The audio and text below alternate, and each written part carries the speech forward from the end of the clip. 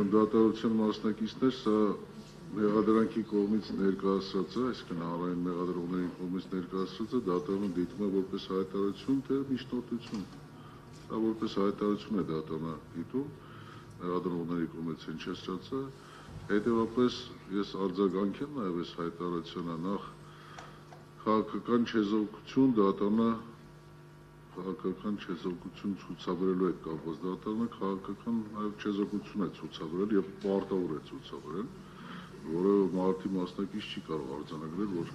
հակառակն է իր սպային գործում։ Ինչ որ վերաբերում է մարդի մասնակիցների ելույթ ունալուն, բազմիցս դատարանը կողմերին, նաև մեղադրյալներին անվանական չմատնանշեմ, դատարանը նաև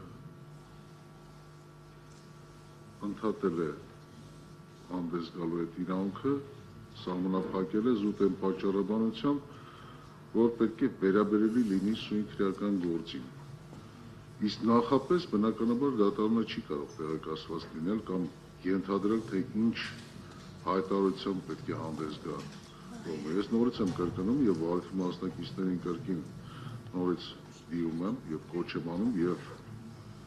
նաեւ եթե այդպիսին տեղի չունենա, ես ուղղակի կսահմանափակեմ այդ ելույթները, որ քրեական սույն քրեական վարքից դուրս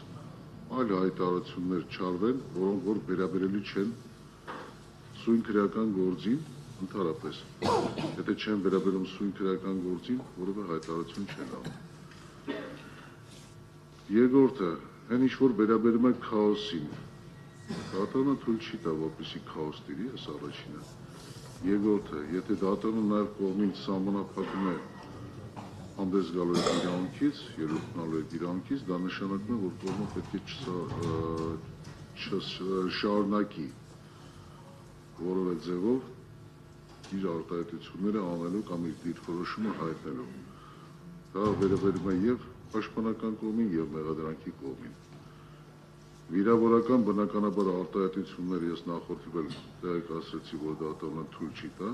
եւ ի վերջո ես նախորդ դատական նիստին ձեր ուշադրությունն հրավիրեցի այն հանգամանքի վրա, որ դատարանը կարող է նաեւ սանկցիա կիրառել, որը որ ցանկալի չի դատարանի համար, կողմերին եթե պարզաբանեն, կողմը պարտավոր է ընդունել, արգել այդ ամենը եւ պահպանել